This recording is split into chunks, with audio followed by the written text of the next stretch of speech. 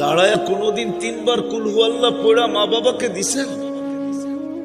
রাগ হয় না, বুঝতে চেষ্টা করেন, কাজে দিবে। 3 বার কুল হুয়াল্লাহ পড়লেও তো 1 খতম কোরআনের সওয়াব মা বাবার কবরে পৌঁছতো। আপনি তো জানেন না 1 খতম কোরআনের সওয়াব কি জিনিস।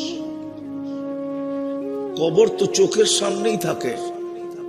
আমাদের এই অঞ্চলে তো বেশিরভাগ কবরই বাড়ির আঙ্গিনায়, বাড়ির দরজায়, বাড়ির ঢুকার পথে, বাড়ির বাউন্ডারির ভিতরেই, ঠিক না?